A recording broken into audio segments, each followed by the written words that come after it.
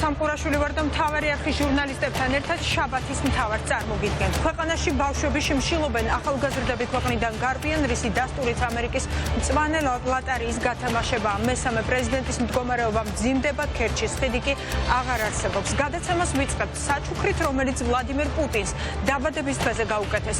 პუტინის სიამაყე და საკვანძო პროექტი აღარ არსებობს. დილით მსოფლიომ ახალ რეალობაში გაიღვიძა. ქერჩის 19 კილომეტრიანი სამანქანო ხიდი ჩანგრეულია.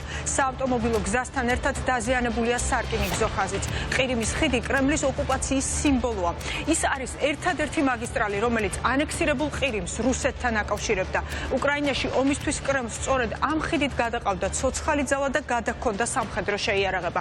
ოფიციალურ კიევს კომენტარი ჯერჯერობით არ გაუკეთებია, თუმცა ექსპერტები ვარაუდობენ, რომ ხიდზე სარაკეტო თავდასხმა უკრაინის შეიარაღებულმა ძალებმა მიიტანეს. ვოლოდიმერ ზელენსკის უახლოესი გარემოცვიდან უკრაინის რადას საპარლამენტო უმრავლესობის თავმჯდომარე დავით არახამია წერს, რომ თუ კი რაღაცას ფეთქებად საშიშ აშენებ, ადრე თუ გვიან ის აფეთქდება. უფრო მკაფიო მინიშნება გააკეთა უკრაინის პრეზიდენტის მრჩეველმა მიხაილ პოდოლიაკმა. ყველაფერი უკანონო უნდა განადგურდეს, ყველაფერი რუსეთის მიერ ოკუპირებული უნდა განიდევნოს. მოსკოვმა ხიდის ჩანგრევის ფაქტზე გამოძიება დაიწყო.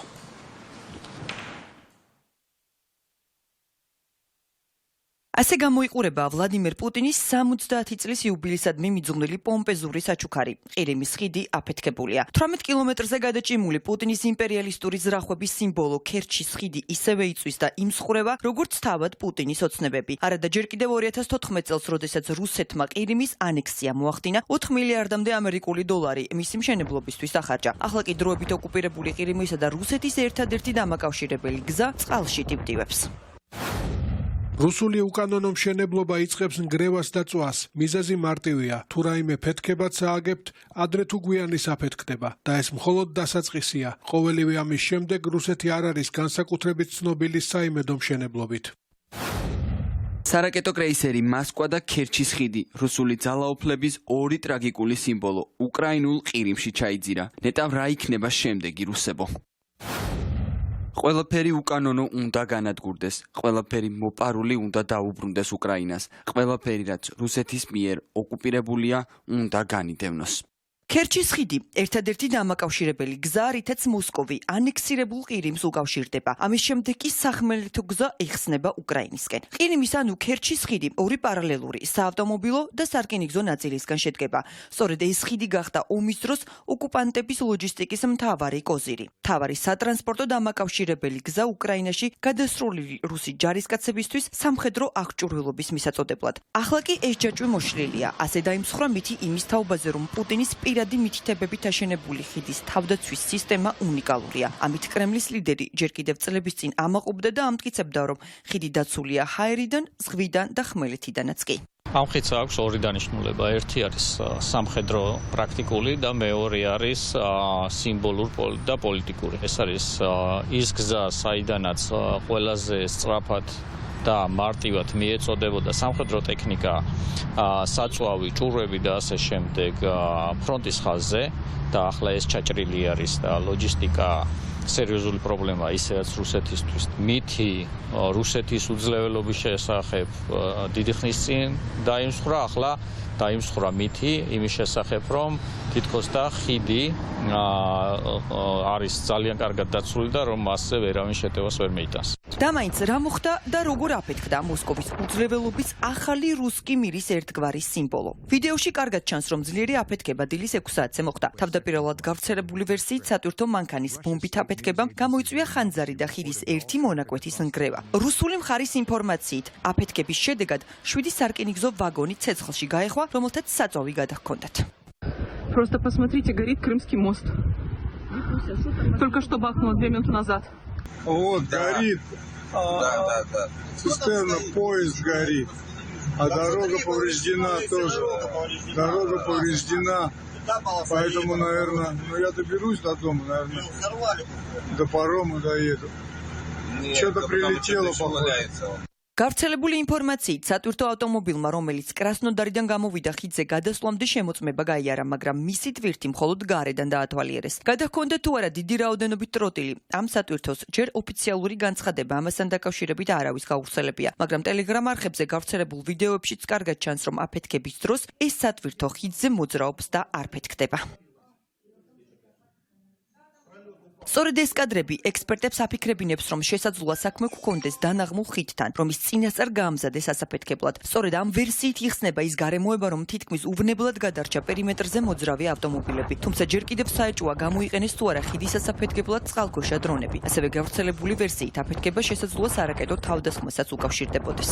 ქერჩის ხიდზე საუბრისას არ უნდა დაგვავიწყდეს ის, რომ ის აფეთქდა სწორედ ფაქტიურად ვლადიმერ პუტინის დაბადების დღეზე. ის იყო ერთგვარი საჩუქარი მისი დაბადების დღისთვის უკრაინელი ხალხისგან ალბათ. ამ შემთხვევაში ესეთი სიმბოლური პოლიტიკური დატვირთვაც აქვს. ალბათ მუშაობენ როგორც რუსული მხარე, ისე სხვა დაზვერვის სამსახურები, თუმცა არის იმის მაღალი ალბათობა, რომ ამის უკან სწორედ უკრაინა დგას.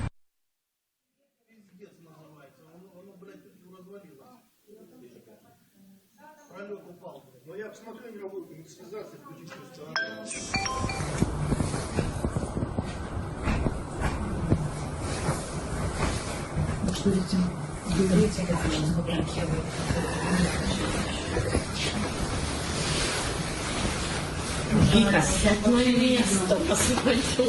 Здесь не видно. Какая же это грузовик? Нет, это мне кажется, не грузовик такой. Конечно. Мне кажется, вообще 2 взрыва было, нет? Просто если бы это была ракета, она бы и этот задела, и второй мост. И дальше.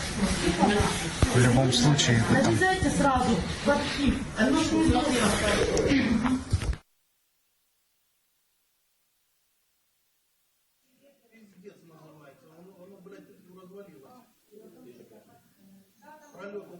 Но я посмотрю, не могу связаться, включить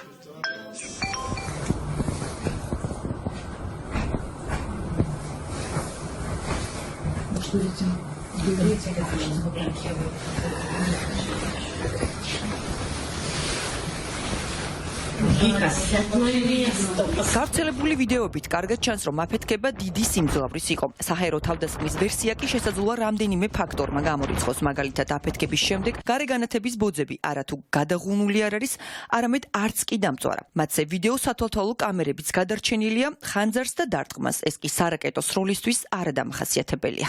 ვლადიმერ პუტინმა თავის დროზე ეს ხიდი საზეიმო ვითარებაში გახსნა. ეს არის 19 კილომეტრიანი უგრძესი ხიდი ევროპაში, რომელიც ძალიან ძვირი დაждდა, ბუნებრივია და დაფინანსდა კორუფციული სქემით პუტინის ქვეშევრდომების მიერ. შესაბამისად, ეს ხიდი იყო გარკვეულწილად სიმბოლო იმ სიდიადისა, ასე ვთქვათ, რასაც პუტინი ცდილობდა, რომ მიეყიდა რუსი ხალხისათვის ყირიმის ანექსიის შემდეგ და სწორედ ეს სიმბოლო ააფეთქა დილით უკრაინულმა ჯარმა. ოფიციალურ კიევს მომხდარზე პასუხისმგებლობა არ აუღია და რუსეთს არც უკრაინა დაუდანაშაულებია. კრემლს ახლა კარგად ესმის. ამის აღიარებით იმასაც აღიარებდა, რომ უკრაინა მათ საზღვრებთან ის სიახლოსაა, როგორც არასდროს და რომ ეს ასია მიხვდნენ თავად ყირიმშიც. მოსახლეობაში ხიდის აფეთქებმა პანიკა. სუპერმარკეტებსა და ბენზინგასამართ სადგურებში კი კილომეტრიანი რიგები გამოიწვია. ხალხის დიდი რაოდენობის გამო კი დაწესდა შეზღუდვები. აიკრძალა 3 კილოგრამზე მეტი საკვების ყიდვისა და დამატებითი რაოდენობის საწვავის შეძენა. Но очередь в каждую кассу заканчивается где-то в конце магазина.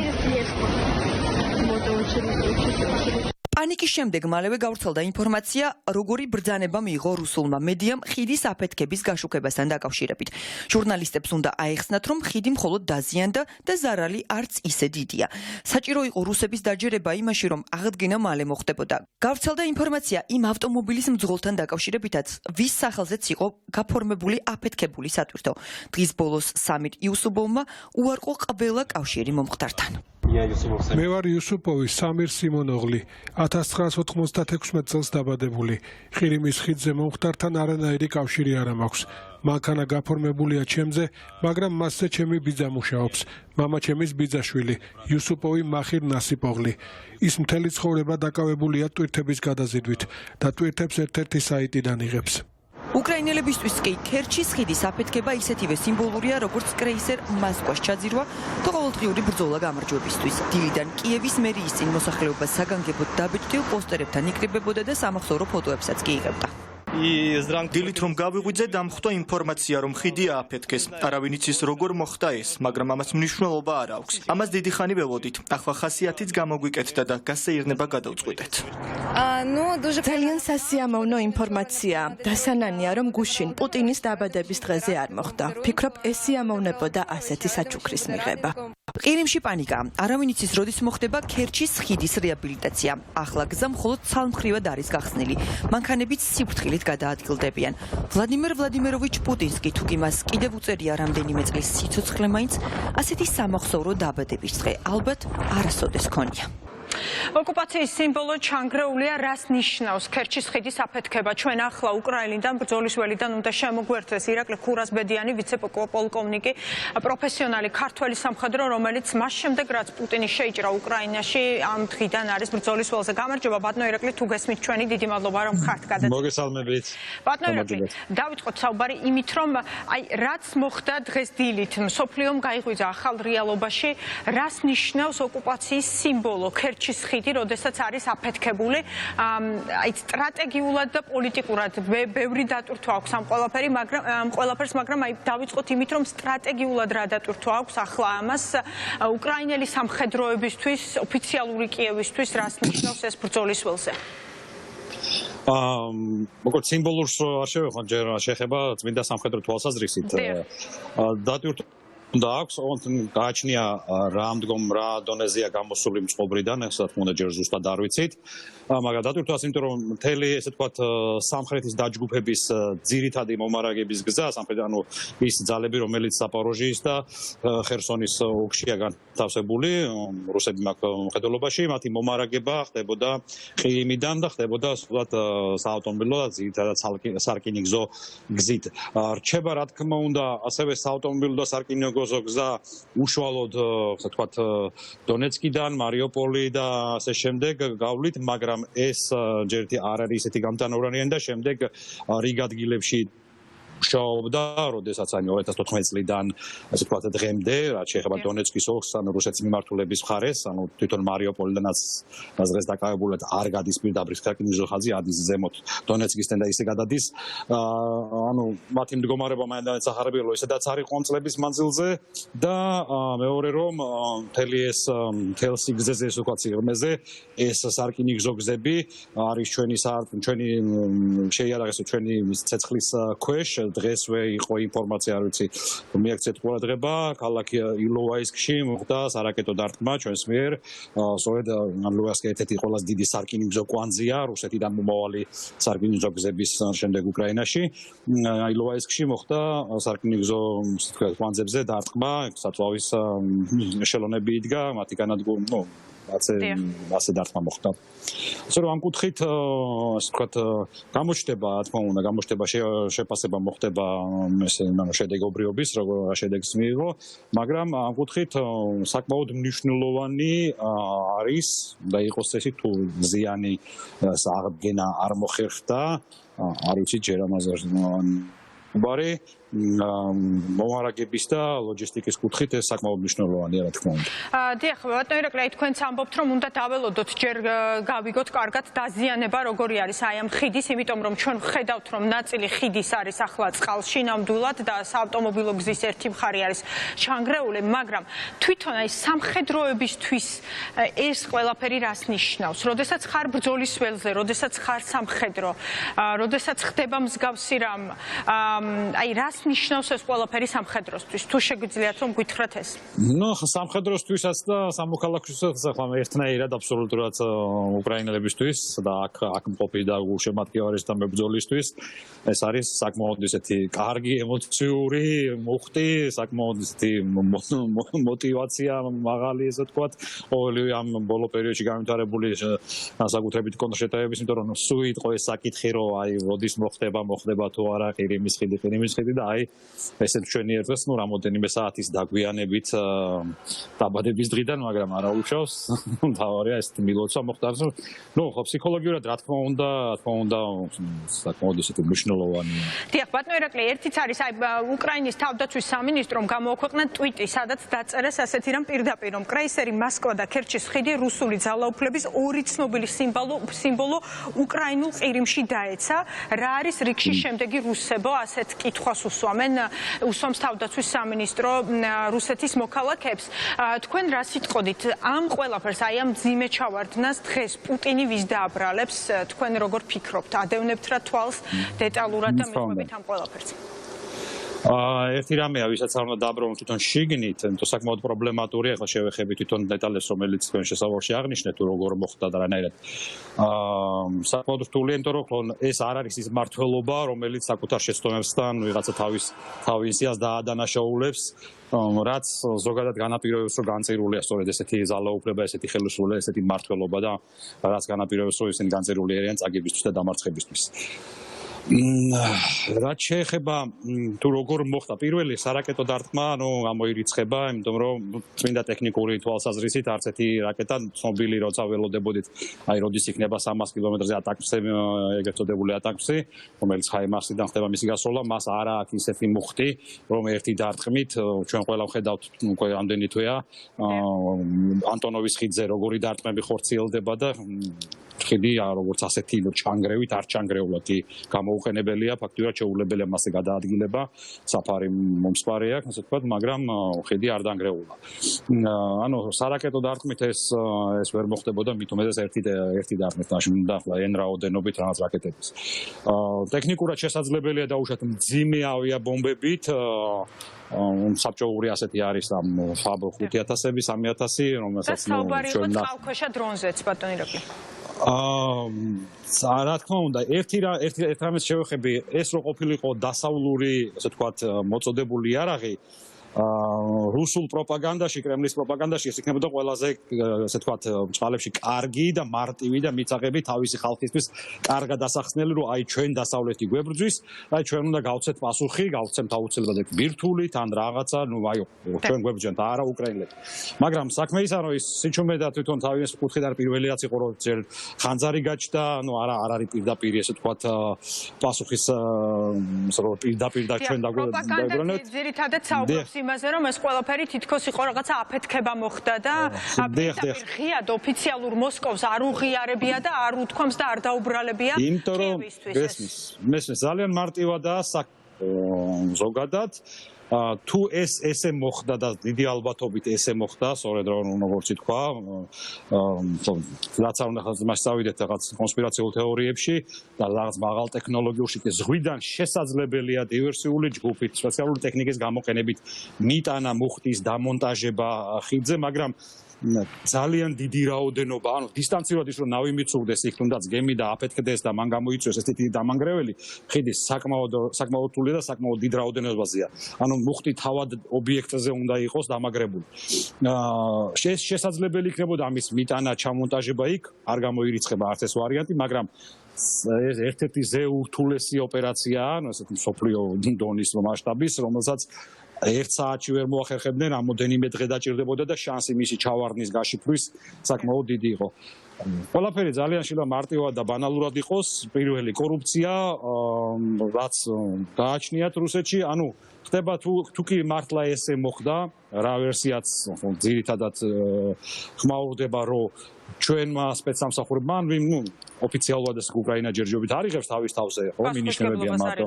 დიახ, მაგრამ ვიღაცამ, ესე იგი, სპეცსამსახური იქნება თუ პარტიზანების ჯგუფი იქნება თუ ასე შემდეგ. ვიღაცამ მოახერხა მთელი, ასე ვთქვათ, სატვირთო ავტომობილის ტრაილერის დატვირთვა ასაფეთქებელი მასალით, მიტანა ხიდთან, ხიდზე იქ რა ქრთამის მიცემა, დროის შერჩევა რამე რომ დიდი ტრაფიკი არ ყოფილიყო.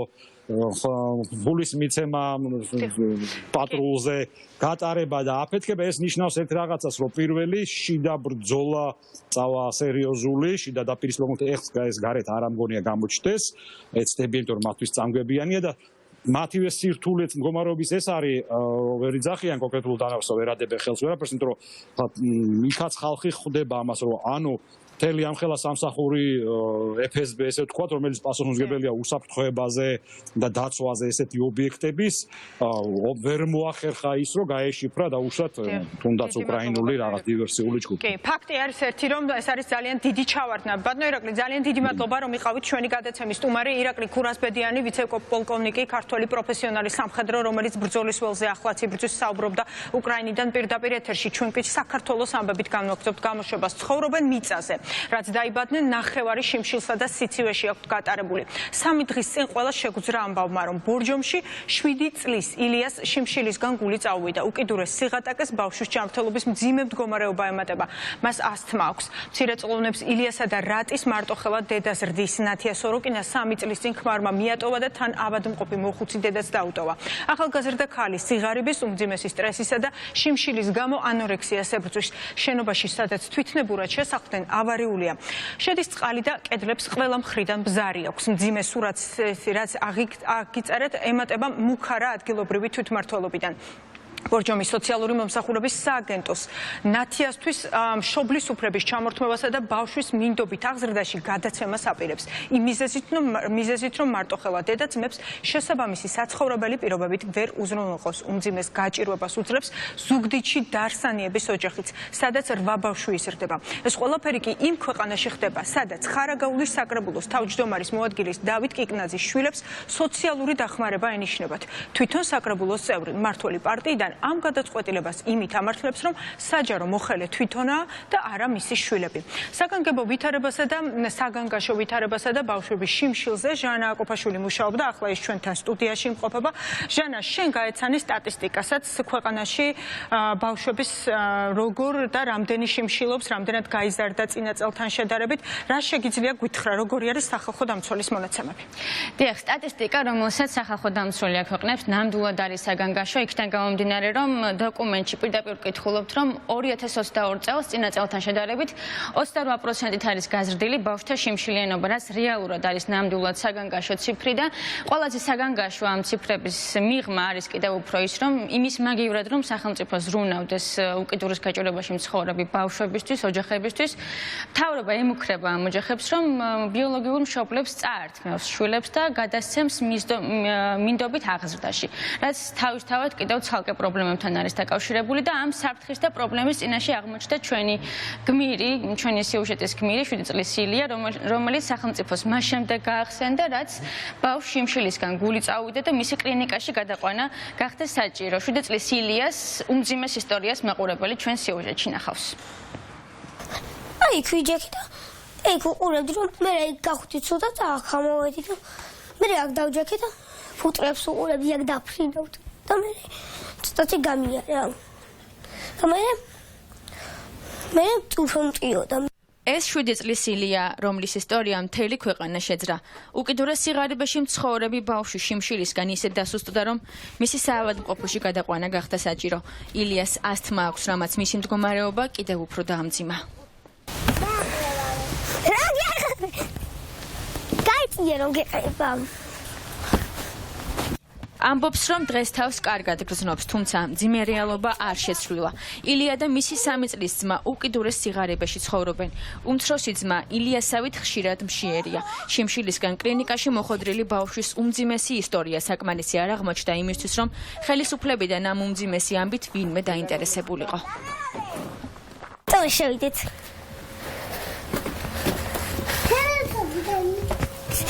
იყოს. Anda, saksunda çalışıyorum. Bugün ziyadası. Bugün ziyadası. ადგილობრივ ხელისუფლებას 7 წლის ილიას შიმშილის და გაჭირვების ამბავი მხოლოდ მას შემდეგ გაახსენდა, რაც ბავშვი ბორჯომის საავადმყოფოში გადაიყვანეს. ილიას დედას იმ დღეს სოციალური სააგენტოდან დაუკავშირდნენ და განუცხადეს, რომ თუ გამოსაკვების საჭმელი არ ჰქონდა, ბავშვებს მინდობით აღზრდაში გადაიყვანენ. ფაქტია, რომ მთავრობა ოჯახზე არ ზრუნავს, თუმცა მზადაა რატი და ილია ბიოლოგიურ დედას წაართვას და უცხო ადამიანს გადაუხადოს ბავშვების გაზრდისთვის საჭირო თანხა თვეში 1200 ლარი. ვცდილობ, რომ რაღაცნაირად შევუმსუბუქო ბავშვებს. ყველაფერი გავუკეთო. მე ვიმათხოვრებ და ამათ მიცემ. ყველაფერი დავაკლო ბავშვებს. 3 წელიწადი აქ ვცხოვრობ და ამაგინც არ გავხსენები ვარ, რომ მე აქ ვცხოვრობ. ეხლა მოხდით საავადმყოფოში და იქიდან გაიგო, თუ მე ბავშვი საავადმყოფოში მიცემს და გავახსენდით, რომ არსებობთ. ილია ბორჯომში ამ ნახევრად დანგრეულ სახლში დედასთან, უმცროს ძმასთან და ავადმყოფ ბებიასთან ერთად უკვე 4 წელზე მეტია ცხოვრობს.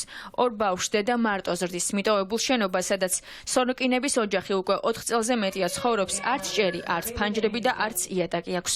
უამინდობის დროს სახლში ისე წვიმს, როგორც გარეთ. აი აქ ჩამოდის ერთგან წყალი, იქ აქ ჩამოდის, ოდოსლოგინთან ჩამოდის, კალიდორში ჩამოდის. Rakhalaka ყველგან ჩამოდის, მაგრად რუწუს. მე აქედან. აქედან ჩამოდის წყალი. აქედან პირდაპირ ვეხედე, შუქი არის. ზემოთ საერთოდ თარიენია.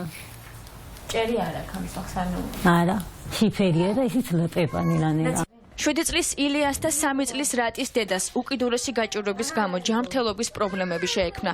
32 წლის ნათიას ანორექსია აქვს, რის გამოც ფიზიკური მუშაობა არ შეუძლია. 73 წლის ბებია ლოგინადაა ჩავარდნილი. უმცროსი ძმა ილიასავით ხშირად მშიერია. ოჯახის ერთადერთი შემოსავალი სოციალური დახმარება, რომელიც მარტოხელა დედას, ორ მცირეწლოვან ბავშვს, ავადმყოფ ბებიას, ქირის, საჭმლისა და წამლების შესაძენად არ ყოფნით. ერთადერთი ვითხოვე 90 ლარი წამლები რო დაეფინანსებინა და მაგაზეც უარი მithე. ჩაწერა არა გაქვს და ვერ დაგაფინანსებთო. ჩაეწერეს არ უნდა მერე მოდი დაწერე განცხადება და მოგცემთ წამლებს. ისი არა. ილიას და რატის მთავარი ოცნება გემრიელი საჭმელია, რომელიც თითქმის არასდროს ჰქონიათ. ნათია სოროკინა, რომელსაც სიღარიბესთან ბრძოლა საკუთარი ძალებით უწევს, გვიყვება, რომ ორ მცირეწლოვან ბავშვთან ერთად თავი თვიდან თვემდე ძლივს გააქვს. სუპი და სიმწვარი კარტოფილი. ეს არის ბავშვების ყოველდღიური მე. ხო, და უყვართ ეს. ილიას განსაკუთრებით, ის გაიზარდა ეს ბავშვი. სუპი და სიმწვარი კარტოფილი, სუპი და სიმწვარი კარტოფილი, მაგით გაიზარდა. ნუ დღემდე უყვარს. ეს სუპი და სიმწვარი კარტოფილი, მეტი არაფერი. უკიდურეს სიღარიბეში ცხოვრობს დარსანიების 10 სულიანი ოჯახი, სადაც 8 ბავშვია. გაჭირვებული ოჯახი ზუგდიდის რაიონში სოფელ ინგირში ამ სახლში ცხოვრობს. ბავშვებს არც ტანსაცმელი, არც საჭმელი და არც საჭირო პროდუქტები აქვთ. გაჭირვების და უსახსრობის გამო უკიდურესად დამძიმდა 5 თვის ნოე დარსანიას ჯანმრთელობის მდგომარეობა. ის ქუთაისში საავადმყოფოშია მოთავსებული. ბავშვთან დაყოლილი დაავადება აქვს, თუმცა დარსანიების ოჯახს ბავშვის სამკურნალო საჭირო თანხა არ აქვთ. ხშირად გაციებულები არიან. და ეხა ფერზე რო არაცვიათ? არა აქვთ. რავი ხან განხეულებიაც ვიათ ხან რაღაცები და ხშირად არა აქვთ. ვერ ჩაიცვენ. ისა ყველგან აწვენთ აქ როგორ უნდა გავჩერდე. ყველგან აწვენს აქ ზევით. ანჯებიც არა აქვთ. საგანგაშოა სტატისტიკა, რომელსაც სახალხო დამცველი აქვეყნებს, ირკვევა, რომ წლიდან წლამდე სულ უფრო მეტი ბავშვი შიმშილობს. ქვეყანაში ბავშვთა სიღარიბე ბოლო 1 წელიწადში 28%-ით გაიზარდა. სოციალურად დაუცველი ოჯახების მონაცემთა ერთიან ბაზაში ჩარეცხული ბავშვიანი ოჯახების რაოდენობა და პროგრამაში ჩართული არასოუწლოვნების რაოდენობამ კი 235,000 გადააჭარბა. გაეროს ბავშვთა ფონდის უახლესი სტატისტიკის მიხედვით საქართველოში ბავშვების 22%-ზე მეტი უკიდურესი სიღარიბის ზღვარს ქვემოთაა, რაც ნიშნავს იმას, რომ უკიდურეს გაჭირვებაში უწევთ ცხოვრება. ქვეყანაში ბავშვები შიმშილობენ, სამაგიეროდ კი იზრდება მმართველი პარტიის მაღალჩინოსნების შემოსავალი. მაგალითისთვის საკმარისია ხარაგაულის საკრებულოს თავმჯდომარის მოადგილე, რომლის ოჯახი სოციალურად დაუცველთა სიაშია. დავით კიკნაძის მეუღლე ხარაგაულის მერიის თანამშრომელია, თუმცა საჯარო მოხელეების ოჯახი მაღალ ხელფასსა და პრემიასთან ერთად სახელმწიფო ბიუჯეტიდან ყოველთვე სოციალურ დახმარებასაც იღებს. რასეუნებით იმ 5,000 ადამიანს, რომელსაც სოციალური დახმარება არ აქვს? რასეუნებით, რომ საკრებულოს თავმჯდომარის მოადგილეს უნდა კონდეს? ეკითხები თუ დაგონდა დაუცველი არ არის ის. ხო, რო სოციალურ დაუცველის დახმარება და შემწეობას იღებს. რა მნიშვნელობა აქვს? დღეს აქვს თუ არა? უთხარით საზოგადოებას. მე ნუ მეუბნები, უთხარით. დღეს აქვს თუ არა? საკრებულოს. კი, აქვს თუ არა? ბავშვი რო ავად არის, რა თანხები ჭირდება იმას? ავადმობის გამოაძლევთ, მოიცა ონკოლოგიური ავადმყოფი არ არის ქალბატონი, სამი შვილი. და მე საკრებულოს თავმჯდომარის მოადგილეა. 4000 ლარი აქვს შემოსავალი. პროგრამულად გადაიხვალა ყველა. საქართველოში ბავშვები შიმშილობენ და ეს რიცხვი ყოველ წელს ახალ მასშტაბებს იძენს. სტატისტიკა მხოლოდ ფაქტებად რჩება. ფაქტია, რომ ხელისუფლებას მშიერი ბავშვებისთვის ჯერ არ სალია. სიღარიბე უკიდურესები გაჭირვება მძიმე სოციალური ფონი. ამ საკითხებზე ჩვენ ახლა საუბარი უნდა განვაგრძოთ აკია ბარბაქაძესთან. გამარჯობა ბატონო აკია, დიდი მადლობა რომ ხართ ჩვენი გადაცემის სტუმარი. მოძრაობა თავისუფლებისთვის წინააღმდეგობის ერთიანი ფრონტის დამფუძნებელია ჩვენთან ერთად. ბატონო აკია, ჩვენ ვუყურებდით ახლა ამ სიუჟეტს ერთად და მართლაც ძალიან მძიმე ვითარება არის და რაღაცნაირი ისეთი ვითარება მივიღეთ ხომ, რომ ბავშვები შიმშილობენ, ყველას უჭირს და ამ დროს ადგილობრივი თვითმმართველობის წარმომადგენლები თავიანთ შვილებს სოციალურ დახმარებას უნიშნავენ. აი სადამდე მივიდა ქვეყანა და რას ნიშნავს ეს ყველაფერი? ეს იმას ნიშნავს, რომ სახელმწიფო როგორც ასეთი მორღვეულია, ყველა რასაც უნდა იმას აკეთებს. ხედავთ, რომ ძირითადად დასაქმებულები არიან ამ სიპებში, ამ სახელმწიფო სიპებში, შპს-ებში, ამ თვითმმართველობებში, ძირითადად თანამდებობის პირები და მათი ოჯახის წევრები. ეს ხდება სტრუქტურებშიც და არა მარტო ესე იგი სამოქალაქო სტრუქტურებში, ძალოვან სტრუქტურებშიც, აი ესეთი თემები არის. სამწუხაროა ეს ესე არ უნდა ხდებოდეს ეს nepotizmi ეს ყველაფერი. ნუ მოკლედ აქ მივდივართ იქამდე რა, რაც არის სხვებისთვის აკრძალული, თავისიანებისთვის არის ნებადართული. ჩვენ ხედავთ, აი ესეთ სახელმწიფო ჩამოყალიბდა, თუ ამას სახელმწიფო ქვია, ხო? სანამ ხარ გუნდის წევრი, შენ გეპატიება ყველაფერი. თუნდაც ის გოგაშვილის ვარიანტი ავიღოთ, ხო? 15 მილიონამდე ქონების დაგროვების საშუალება მიეცა. მე შემდეგ უკვე მათი გზები რო გაიყარა, მე იწყება შურის ძიება. ანუ ეს ქვეყანა ამაზე დგას. ვიღაცას აძლევენ ნებას, ანუ როგორც პუტინი მართავს თავის ქვეყანას, რომ ის აძლევს ძარცვის საშუალებას ამ თავის კლეპტოკრატებს, ზუსტად ანალოგიური სისტემა შექმნა აქ ბატონმა ბიძინამ, რომელიც აძლევს ამ ხალხს ქურდობის და ძარცვის საშუალებას, სახელმწიფოს ძარცვის საშუალებას, საკუთარი მოსახლეობის ძარცვის საშუალებაზე. მოკლედ, ეს ხელისუფლება დგას საკუთარი მოსახლეობის ძარცვაზე. აი ეს არის რეალობა. აი ხელისუფლება რატომ არ იმჩნევს, რომ ასეთი სიღატაკია, ასეთი სიღარიბეა და იმით ხსნის მაგალითად ადგილობრივი თვითმმართველობის წარმომადგენელი, რომ მე ვარო ადგილობრივი თვითმმართველობა საკრებულოს წევრი, თორემ ჩემი შვილებს რომ კონდეთ ეს შემწეობა დანიშნული რა მოხდაო თვითონ. ხო და ეგ არის პრობლემა, შენ რო ხარ საკრებულოს თავმჯდომარე და შენ ანაწილებ ამას, შენ შვილს რო აძლევ, თან რო მუშაობ, მეუღლეც რო მუშაობს, შენი შემოსავალი რო გაქვს და აბსოლუტურად გაჭირებულ ადამიანს, რომელსაც საერთოდ შემოსავალი არ აქვს, იმასაც არ უნაწილებ, რაც ეკუთვნის თქვა და ისიც შენ შვილთან მიგაქვს. ამას ქვია გაუმაძღრობა ნორმალურ ენაზე, რასაც ისინი აკეთებენ და ზუსტად ამაზე დგას. სადმე გინახია, რომ ქურდი თავის თავს იმაშვებოდეს, რა ქვია, იდანაშაულებდეს, ეს როგორ ჩავიდინეო, კლეპტოკრატია ზუსტად ეგ არის, სხვა კი არაფერი არ არის. კლეპტოკრატიასთან აგვაქვს საქმე, ტიპიურ კლეპტოკრატიაზე დგას, როგორც რუსული ფაშიზმი, ისე რუსული ოცნების ხელისუფლება დღეს საქართველოში. ბატონო, ახსენეთ თქვენს პუტინი დასაწყისში თქვენი საუბრის და მინდა კითხოთ, რომ გუშინ ქონდა დაბადების დღე და დილით დახვდა ასეთი საჩუქარი, რომელიც უკავშირდება ქერჩის ხიდის აფეთქებას, ხომ? რა ნიშნავს ეს ახალი რეალობა, როდესაც მთავარი, ასე ვთქვათ, მისი ოკუპაციის სიმბოლო, ის საამაყო პროექტი, აი ასე ვთქვათ, დღეს წყალშია შეიძლება იყოს. მოკლედ პუტინს საამაყო აღარაფერი აღარ დარჩა. უკრაინა იმარჯვებს ამ ომში და გამარჯვება საერთოდ ხდება ბრძოლის ველზე, როდესაც ომია, გამარჯვება იჭედება ბრძოლის ველზე. ამას ხედავთ ახლა. არ არსებობს პოლიტიკური გამარჯვება ბრძოლის ველზე გამარჯვების გარეშე ომის დროს. აი ეს მომენტია ახლა, რასაც ჩვენ ხედავთ და ვაკვირდებით აი ამ ბოლო პერიოდში.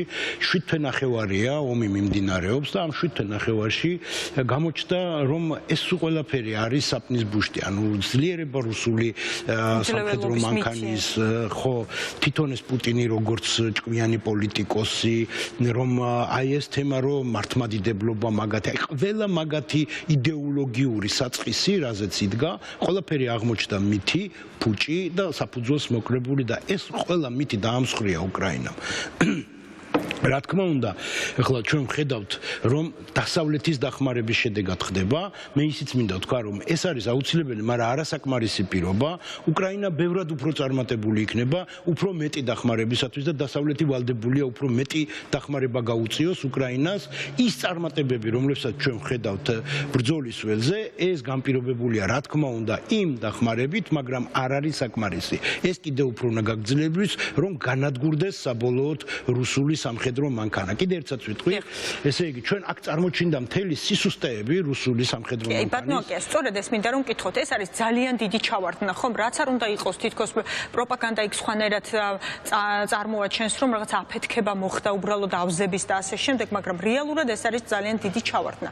ამ ვითარებაში, აი თქვენი აზრით, პუტინი ამ ყველაფერს ახლა ვის დააბრალებს და ანუ აი ვინ იქნება ის რაღაცნაირად ბჭყალებში განტევების ვაცი, ვისაც გადაიტანენ მთელ ისრებს დღეს? ალბათ გადაიტანენ სამხედროებზე, იმიტომ რომ ეს ტენდენცია უკვე გამოიკვეთა. პუტინმა ფსონი დადო კადიროვზე, მას ესე იგი მოუმატა კიდე წოდება, ესე იგი მომდევნო გენერლის რანგში აიყვანა ეს. რა თქმა უნდა, ეს იწვევს გაღიზიანებას სამხედროების პუტინის მიმართ, იმიტომ რომ ისინი ხედავენ სამხედროები, რომ პუტინი აკეთებს თავის გათვლას, ესე იგი კადიროვზე, კრიმინალზე და ესე იგი სამხედროების ნდობის ფაქტორი პუტინის მიმართ არის შემცირებული. ჩვენ კიდე დავინახავთ კიდე სხვა რამეს, რომ გარდა იმისა, რაც პუტინმა გააკეთა ეს სამობილიზაციო თემა, რომელთაც მან ფაქტობრივად გამოაცხადა ვითომ ნაწილობრივი ესე იგი მობილიზაცია და სინამდვილეში ეს არის სრული მობილიზაცია, ჩვენ აქ ნახეთ კრახი რუსული სამხედრო სისტემის, იმიტომ რომ თვითონ კომისარიატებმა როგორც ასეთმა იმუშავა, მათ ყოველწლიურად 300,000 ახალ წევრს ეწევიან და რაოდენობრივად ეს ხალხი მიაწოდა, მაგრამ თვითონ სისტემა იყო მოუმზადებელი ამისათვის, როგორც მთლიანად რუსული სამხედრო მანქანა, მთლიანად მაგათი ესე იგი ძალოვანი და თავდაცვის უწყება მოუმზადებელი აღმოჩნდა ამ ამოცანისათვის, მათ ვერ მართეს ხალხის მასა, დაახლოებით 100,000 კაცი მათ კი მიაწოდეს, მაგრამ ვერ უზრუნველყვეს ეს ადამიანები აუცილებელი პირობებით, ვერც ჩაცმით, ვერც შეიარაღებით, ვერც კვებით, ვერც განთავსებით. აი ამ ჩავარდნის ფონზე ახლა ჩვენ უნდა ველოდოთ ბირთვული საფრთხე რამდენად არსებობს, იმიტომ რომ ზელენსკი საუბრობდა ძალიან მოკლედ რომ გითხრათ ამ ნაწილზეც. ხო, ეგეც კაი თემაა, სხვათა შორის ბირთვული საფრთხე არ არის დამოკიდებული უკრაინის ომი. არანაირი უკრაინის ომი და ლოკალური ან სხვა ტიპის მასშტაბური ომები ბირთვულ თემასთან ეს არის სულ სხვა სართული, ასე ვთქვათ. ბირთვული თემა უკრაინა არ წარმოადგენს ბირთვულ სახელმწიფოს, უკრაინა ვერ შეუქმნის რუსეთს საფრთხეს იმისათვის, რომ შეკავების იარაღი, ბირთვული იარაღი რუსეთმა გამოიყენოს მის წინააღმდეგ. ეს არის სულ სხვა თემა, ეს არის გააფრთხილეს ამის გამო პუტინი, რომ ის გახსნის პანდორას ყუთს, ბირთვულ პანდორას ყუთს და იქ სულ სხვა ურთიერთობები იწყება, იმიტომ რომ ბირთვულ ომში მოგებული არ არსებობს. ყველა ვარიანტში რუსეთი იქნება წაგებული ამ ომში, უბრალოდ მთელი მსოფლიო ფიქრობს, რომ რაც შეიძლება ნაკლებად დაზარალდეს პლანეტა, ასე ვთქვათ, მსოფლიო ამისაგან და ბირთვული ომის შანტაჟის გამო, ესე იგი, ორჯერ უფრო დამნაშავედ ცნეს პუტინი. ერთი იმისათვის, რომ მან ეს დანაშაულებრივი ომი აწარმოა, სხვათა შორის მარგარიტა სიმონიანის პროპაგანდაზე აყოლით, ესე იგი, ჩაიდინეს ეს ომი დაიწყეს, ფაქტობრივად მათ გამოაცხადეს რუსეთის მტრად უკრაინელი ერი და დაიწყეს გენოციდი უკრაინელი ერის. და მეორე დიდი დანაშაული დაიმატა პუტინმა, როდესაც მან დაიწყო მსოფლიოს დაშანტაჟება ბირთვული იარაღით. ანუ ეს არ ეპატიება, ეს არ უკადრია საბჭოთა კავშირს.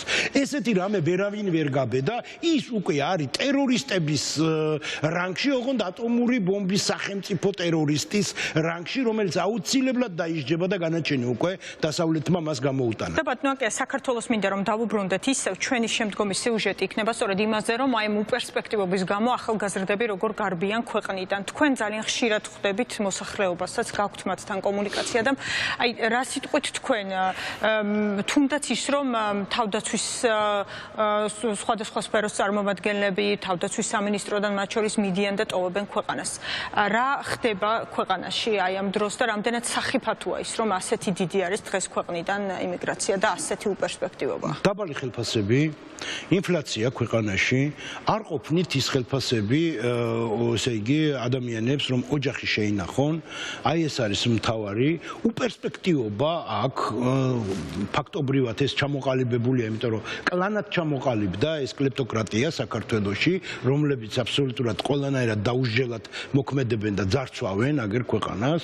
არანაირი პერსპექტივა ახალგაზრდებს აქ არ აქვს და ახალგაზრდა ოჯახებს და ეს ეხება ძალოვან სტრუქტურებს, იმიტომ რომ გარბიან როგორც სასაზღვრო ძალებიდან, როგორც პოლიციიდან, ისე თავდაცვის სამინისტროდან, აბსოლუტურად ყველა ესე იგი პერსპექტიული ახალგაზრდები, ენისმცოდნეები, შრომის უნარიანები, ანუ ჩვენი გენოფონდი გარბის ქვეყნიდან და ჩანაცვლება ხდება რუსული მოსახლეობის წილით. ეს არის საშინელი მდგომარეობა, ეს არ არის მარტო დემოგრაფიული პრობლემა, რომ ვიღაცა გაგვირბის.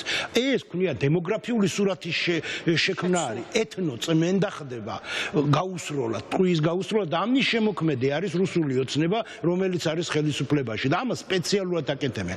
იმიტომ გარბის ხალხი, რომ ვერ იხდის ელექტროენერგიის ფულს, ვერ იხდის გაძვირებული, ესე იგი, ამ კომუნალური გადასახადების ფუნქცია, გაძვირდა საჭმელი, ესე იგი, გაძვირდა მომსახურება, ტრანსპორტი, არის გაუთავებელი პრობლემები და ადამიანები იღლებიან ამ გაუთავებელი პრობლემებით და აი მიდიან ფაქტიურად იმ გოლგოთას გზით, რომ ამერიკა-მექსიკის საზღვარი იქნება თუ ესე იგი ძალიან მძიმე სამუშაოები ევროპაში და ასე შემდეგ. ანუ ადამიანებს შრომა არ ეზარებათ. საქართველოში არ არის პერსპექტივა. ხო აი შეხედეთ ელემენტარ ეს არის ბიზნესში სხვათა შორის რა. აი რა ხდება მაგალითად მეღვინეობაში. ყველაზე მდიდარი რეგიონი მეღვინეობის რეგიონში 15 ცენტად იბარებენ ჭირნახულს, ხომ? აი ამ გლეხების ნაწვალებ, ნაფოფინებ ამ ყურძენს, ხო და ამას აკეთებს ვინ? ამას აკეთებენ აი ეს გაზულუქებული ვითომ ბიზნესმენები, რომლებიც რუსეთზე მიაბეს ეს ჩვენი მეღვინეობა, სადაც ძირითადი შემადგენელი ყურძენი კი არ არის, თორე თუ ძირითადი ღვინოში შემადგენელი არის არა ბოთლი, არა საწობი, არა ეტიკეტი, არამედ ღვინო, ანუ ყურძენი, ხარისხიანი ყურძენიდან უნდა მიიღო ეს, მაგ შემთხვევაში ის იქნებოდა ფასეული, ხო? და გადაიხდიდნენ 15 ცენტზე მეც. ყველაზე დაბალი ფასი არის დაახლოებით 11-15 ესა რა ქვია დოლარი ამერიკაში ქართული ღვინო, რომელიც არის და უხდიან 15 ცენტს, ესე იგი, საწყალ გლეხს აი ამ ნაწვალებ შრომაში, ანუ რაზეა ლაპარაკი? წყალს რო ყიდიან, რუსეთზე რომ მიაბე, შაქარი და წყალი როა მთავარი კომპონენტი და არა ყურძენი. აი იმიტომ არის, რომ ფასი არ აქვს, თორე მოთხოვნაზე ხო ფასი იქნებოდა და ერთ-ერთი უმდიდრესი რეგიონი მეღვინეობის დღეს ნადგურდება და და მე მაგასაც ჯიბიდან კი არ იხდიან. სუბსიდირებას აკეთებენ და ისევ სახელმწიფოს იმაზე შვებიან, კისერზე კიდებენ ამას ყველაფერს და ყველაფერში ეგრეა. მონოპოლიები ადამიანებს არ ეძლევა თავისუფალი ბუზნებს ის რა ქვია განვითარების საშუალება არ არსებობს სამართალი რომ ადამიანმა სასამართლოდ გზით მიაღწიოს სამართლიანი სასამართლოს საშუალება არ არის და იჩაგრებიან ეს ადამიანები და იმიტომ გარბიან აქედან იმიტომ რომ აქ ვეღარ ხედავენ თავის პერსპექტივას და სავის შობლებს ყველას ტოვებენ და გარბიან აქედან და ეს არის რეალობა რა და თუ ეს არ გამოუცვალეთ და ეს ხელისუფლება არ გამოიცვალა ესენი მეც ვერაფერი როგორც პუტინი ვერ შეთავაზებს ვერაფერს ახალს რუსებს და სანამ მათ ჭირს პუტინს არ მოიცინებს რუსეთი და მაგ კლეპტოკრატიას, ოლიგარქიას არ მოიცილებენ ოლიგარქიულ მმართველობას, რუსეთს პერსპექტივა არ აქვს, ის განადგურდება, ის შეიძლება დაიშალოს, ზუსტად იგივე პერსპექტივა ის საქართველოს არანაირი განვითარების საშუალება ჩვენ აი ამ რუსული ოცნების ამ ოლიგარქიული რეჟიმის ხელში ჩვენ არ გვექნება. ბატონო კი, დიდი მადლობა აკია ბარბაკაძე, მოძრაობა თავისუფლებისთვის წინააღმდეგობის ერთიანი ფრონტის დამფუძნებელი იყო ჩვენი სტუმარი. სულის შემძვრელი სიღატაკისა და მძიმე სოციალური ყოფის დადასტურება ის რეალობაც, რომელიც ყველა ჩვენგანს ეხება. ქვეყანაში არ არსებობს ოჯახი, ნათესავი ან ახლობელი იძულებით ემიგრაციაში გადაყვაწილი არ ჰყავდეს ან ახლა არ აპირებდეს წასვლას. ტრაგედია, როდესაც უპერსპექტივობის გამო ქვეყნიდან გარბიან ახალგაზრდები. ამ მძიმე მდგომარეობის საუკეთესო საზომი მწვანე ბარათის ეგრეთ წოდებული გრინ კარტას ლოტარიაში მონაწილე საქართველოს მოქალაქეების რაოდენობა. ბოლო 10 წელიწადში, ანუ 2012 წლიდან დღემდე ეს რიცხვი გასამაგდა, რაც სახელმწიფო დეპარტამენტის ოფიციალური მონაცემებია. გასულ წელს მწვანე ბარათზე განაცხადი საქართველოსდან 112,000-ზე მეტმა ადამიანმა შეიტანა. წელს სავარაუდოდ ეს რიცხვი გაცილებით მეტი იქნება. სოციალურ ქსელში არაერთგან შეხვდებით შეთავაზებას, სადაც მოქალაქეებს მწვანე ბარათის შევსებაში რეკომენდაციებს რჩევას აძლევენ და განაცხადის შევსებას თავაზობენ. ვინც ამერიკა-მექსიკის საზღვრის რთულ გზას არ ირჩევს, ამერიკაში სამუშაოდ წასვლას სწორედ ამ გზით ამჯობინებს. გიფიქრიათ საზღვარგარეთ წასვლაზე? კი. გაგჩენიათ სურვილიოდ ეს მე ქვეყნიდან წასვლის? Რა თქმა უნდა, მგონი ყველას გაჩენილია. თქვენ სირბლუ ბევრია წასული საზღვარგარეთ? საკმაოდ. გიფიქრიათ ქვეყნიდან წასვლაზე? კი. ახალგაზრდა რო ვიყო, ცოტა ალბათ მეც ვიფიქრებდი წასვლას, მაგრამ უკვე ჩემ ასაკში 68 წლის ვარ ძნელი. თქვენ სირბლუ ბევრია საზღვარგარეთ წასული? ძალიან. ყოველწლიურად იზრდება იმ ადამიანების რაოდენობა, რომლებიც საქართველოს ტოვებენ და საზღვარგარეთ ემიგრაციაში მიდიან. კიდევ უფრო მეტია იმ მოქალაქეების რიცხვი, რომლებსაც ქვეყნის დატოვება სურს. რატომ ტოვებენ ქვეყანას? ამ კითხვაზე პასუხს ჩვენს მიერ გამოკითხული ადამიანები სცემენ. რატომ მიდიან ქვეყნიდან? მთავარი მიზეზი რა არის? მთავარი მიზეზი ის არის, რომ ეკონომიკა ოჯახებს ვერ ინახავენ და ვერ არჩენენ ოჯახებს, ხელფასები ცოტა, პენსია ცოტა და უჭირთ ცხოვრება. იქაური პირობები ბევრად ჯობს აქაურ ცხოვრებას. არც ხელფასია, არც არა. ანუ გაჭიროება. ეკონომიკურად ძალიან სუსტი არის ქვეყანა დღეს. მუშახელის წასვლა, ახალგაზრდული ძალის წასვლა ქვეყნიდან ამაზე თვალის დახუჭვა არანაირად არა კაი. არ უფასდებათ შრომა საქართველოში. მიზერულ ფასად მუშაობენ და ვირულად მუშაობენ. აქ როცა გამოსვლას ვერ ხედავ და ხვდები რომ უკვე მინდიხარ გაჭიროებისკენ, ან რაღაცა შიმშილობისკენ, სიცივისკენ, ყინვისკენ, უკვე გიწევს რომ ოჯახზე ცოტა ხნით მასთან ყოფნაზე თქვა უარი და წახვიდან. შრომის უნარიანი ადამიანები ყველა გზის გამოყენებით ცდილობენ საზღვარგარეთ წასვლას. ზოგი მათგანი თავშესაფარს ითხოვს, ზოგი არალეგალურადაა. ნაწილი კი ცდილობს ბედი მწვანე ბარათის საშუალებით სცადოს და ამერიკაში ოჯახთან ერთად წავიდეს. მწვანე ბარათს მრავალფეროვნების გზასაც ეძახიან. ბოლო 10 წლის განმავლობაში ამ ბარათის მიღების მსურველთა რაოდენობა გასამაგდა. ამერიკის სახელმწიფო დეპარტამენტის მონაცემებით, თუ ხელისუფლების შეცვლისას 2012 წელს აპლიკაცია 49,276 ადამიანმა შეავსო. 2020 წელს ეს რიცხვი 151,693-მდე, ხოლო 2021 წელს 112,464-მდე გაიზარდა. მწვანე ბარათების შევსება ერთ თვეში დასრულდება, თუმცა ამ მცირე დროში რეგისტრაცია უკვე რამდენიმე ათასმა მოქალაქემ გაიარა. ინფორმაცია ლოტარიის შესახებ ამერიკის საელჩოს ოფიციალურ გვერდზეა. საელჩო მოქალაქეებს ბარათის შევსების ყველა წესს ზედმიწევნით უხსნის და აფრთხილებს, არ ენდონ დამხმარე ორგანიზაციებს და არ გახდნენ თაღლითობის მსხვერპლი. მოგების შემთხვევაში ისარგებლებთ მუდმივი რეზიდენტის სტატუსით. ეს კი ლეგალურად ცხოვრებასა და მუშაობის საშუალებას ნიშნავს. 1990 წლიდან დღემდე ყოველ წელს მსოფლიოს მასშტაბით 50,000 მწვანე ბარათი თამაშდება. ამ ხნის განმავლობაში მონაწილეობა 23 მილიონმა ადამიანმა მიიღო, მათ შორის ბოლო 10 წელში 1 მილიონი ქართველია. ტურისტული სააგენტოს ხელმძღვანელები ვარაუდობენ, რომ წელს ამ გათამაშებაში მონაწილეობის მსურველთა რაოდენობა რეკორდულ ნიშნულს მიაღწევს. გაზრდილია ადამიანების რაოდენობა, რომლებსაც აქვთ სამუშაო გამოცდილება, აქვთ დოქტორის ხარისხი, მაგისტრის ხარისხი, საკმაოდ წარმატებული ადამიანები არიან და მიუხედავად ამისა, მაინც რეგისტრირდებიან. მომართვიანება ზუსტად წინა წლის მონაცემებს ამ 3 დღეს 4 დღეს რო შევადაროთ, დაახლოებით 20-30%-ით მომატებულია. როგორ შევავსოთ აპლიკაცია და მოვხვდეთ ამერიკაში? ამაზე უამრავი ქართველის YouTube ვიდეოც არსებობს, რომლებმაც ეს გზა უკვე გაიარეს. გამარჯობა. ბოლო პერიოდში ჩემი მიმართ ყველაზე ხშირად დასმული კითხვა არის, თუ როგორ მოვხვდი ამერიკის შეერთებულ შტატებში, რაზეც მაქვს სალსახა პასუხი და ეს არის ეს პატარა მწვანე ბარათი, რომელიც ლოტარიაში მოვიგე. რა ხდება მწვანე ბარათის მოგების შემდეგ და როგორ უნდა დავემკვიდროთ თავი ამერიკაში? ქართველების რჩევები ამის შესახებაც არსებობს. ჰოლივუდური ფილმებისგან ესეთი წარმოდგენები გვაქვს ამერიკაზე შექმნილი, რომ ჩამოხვალ თუ არა, ყველაფერი ძალიან მარტივია, ფული ძალიან იოლად იშოვება. სამწუხაროდ ეს ასე არ არის, ეს მხოლოდ მითები და ლეგენდებია. ნებისმიერი ადამიანი, რომელიც ჩამოვა შეერთებულ შტატებში, უნდა იყოს მზად იმისთვის, რომ წინ არაერთი გამოწვევა ელოდება. თქვენთვის მართლაც ძალიან ბევრი კარი გაიხსნება, თუ ამისთვის მზად ხართ, თუ ამისთვის მოემზადებით შესაბამისად. მწვანე ბარათის მსურველთა გარდა ევროკავშირის ქვეყნებში წამსვლელთა რიცხვიც იზრდება. სტატისტიკის მიხედვით ბოლო წლებში გაოთხმაგდა ევროკავშირში წასული ქართველების რაოდენობაც.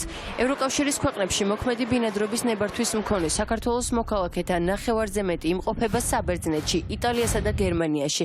სტატისტიკის ეროვნული სამსახურის ოფიციალური მონაცემებით საქართველოსთან ემიგრაციაში ყოველწლიურად 100,000-მდე ადამიანი მიდის. ზუსტი რიცხვი მართალია არ არსებობს, მაგრამ არსებული მონაცემებით შეგვიძლია ვივარაუდოთ, რომ საქართველოსთან უკვე 1,5 მილიონი ადამიანია გასული, რაც 3,700,000-იანი მოსახლეობის პირობებში ძალიან მაღალი მაჩვენებელია. მახსოვს, რომ თქვენმა გუნდმა პრემიერი გადააყენა ბავშვთა შიმშილის გამო. და ციფრები არ აჩვენებს, რომ იმ პრემიერის გადაყენების მერე ბავშვთა შიმშილი შემცირდა ამ ქვეყანაში. ასე მიმართა ლელოს დეპუტატმა ანა ნაცვლიშვილმა პარლამენტის პლენარულ სხდომაზე ეკონომიკისა და მდგრადი განვითარების მინისტრს ლევან დავითაშვილს. დეპუტატის მტკიცებით, შიმშილის გლობალური ინდექსის კვლევის მიხედვით საქართველოზე უკეთესი შედეგი აქვს რეგიონის ყველა ქვეყანას. მწვანე ბარათის მომთხოვნთა რაოდენობა ხوار მოგიკითხავთ, ბატონო მინისტრო. ამერიკის შეერთებული შტატების სახელმწიფო დეპარტამენტის მონაცემებია, ხო, ვერ იტყვით, რომ აყალბებენ, ხო? ბოლო 10 წელში საქართველოსთან მწვანე ბარათის მიღების სურვილთა რიცხვი გასამმაგდა. 112,464 ადამიანმა მიმართა მარტო 2021-ში. ეს არის აბსოლუტური სიცრუე, რომ საქართველოსთან ისტორიულ მაქსიმუმზეა, როდესაც ხალხი გადის ქვეყანას ტოვებს, ცარიელდება და უცხო ქვეყნის მოქალაქეები იკავებენ საქართველოს. ეს არის ცრუ ნარატივი, რომელსაც ცდილობს ოპოზიცია, რომ გაუკეთოს პოპულარიზაცია. ბოლო წლებში ქვეყნიდან წავიდა ყველაზე აქტიური მუშახელი, საკუთარი საქმის პროფესიონალი, ადამიანები უმაღლესი განათლებითა და საშუალო შემოსავლით. იმ ფონზე კი როცა ქვეყნიდან ადამიანები ლუკმაპურის საშოვნელად საზღვარგარეთ მიდიან, საქართველოში რუსეთის მოქალაქეების ნაკადი არ წყდება. მათივე ხელისუფლების მიერ ოკუპირებულ ქვეყანაში თავშესაფრისთვის გამორბიან. ეკონომისტები უკვე ვარაუდობენ, რომ ემიგრაციაში წასულების ადგილს შრომით ბაზარზე სწორედ ისინი ჩაანაცვლებენ. პარალელურად ოფიციალური სტატისტიკების მიხედვით მმართველი პარტია ჯიუტა დამტკიცებს, რომ ეკონომიკა დუხს, თუმცა ხალხი არ ოცნებობს მათ თავის გადასარჩენად ოჯახების დატოვება და ემიგრაციაში დიდი ხნით წასვლა უწევთ. ქვეყნის მოსახლეობის 23% არის ამ დროისთვის ემიგრაციაში და რატომ მიდიან განსაკუთრებით ახალგაზრდები. ახლა ჩვენ პირდაპირ ეთერში ამერიკის შეერთებული შტატებიდან უნდა შემოგვერთდეს გიორგი კერვალიშვილი, ეკონომიკის მინისტრის ყოფილი მოადგილე და მასთან ერთად უნდა დავიწყოთ საუბარი. ბატონო გიორგი, გამარჯობა, თუ გესმით ჩვენი, მადლობა რომ ხართ ჩვენი გადაცემის სტუმარი. ბატონო გიორგი, თქვენი ისტორია მოგვიყევით და გითხარით თქვენ რატომ წახვედით საქართველოსთან და რა იყო ამის მიზეზი? ასე ადამიანური ენით რომ უთხრათ მაყურებელს, რატომ მიდიან დღეს საქართველოს მოქალაქეები, ახალგაზრდები, ის ადამიანები, რომელთაც შეუძლიათ და ძალიან დიდი რესურსია თავიანთი ქვეყნისთვის და ამ დროს ტოვებენ სამშობლოს, ხომ? აი რატომ მიიღეთ თქვენც ეს გადაწყვეტილება? მოგესალმებით ყველას, დიდი მადლობა ჩართვისთვის. რა თქმა უნდა, როგორც ყველა ამერიკაში წამოსვლელი ან ევროპის ქვეყნებში წამოსვლელი ადამიანები, მეც მის გამო მივიღე გადაწყვეტილება, რომ ვეღარ ვხედავდი საქართველოში, ასე ვთქვათ, ჩემს უზრუნველყოფის საშუალებას, ჩემი ოჯახის უზრუნველყოფის საშუალებას და შესაბამისად ამიტომაც მივიღე ეს გადაწყვეტილება და წამოვედი ამერიკის შეერთებულ შტატებში.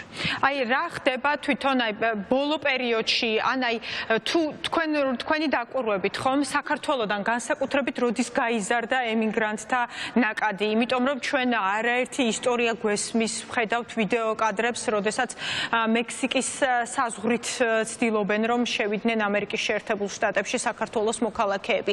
განსაკუთრებით აი როდიდან ამჩნევთ აი ამ ზრდას და რას გეუბნებიან თვითონ საქართველოს მოქალაქეები, თქვენ როდესაც ხვდებიან, რატომ დატოვეს მათაც თავი?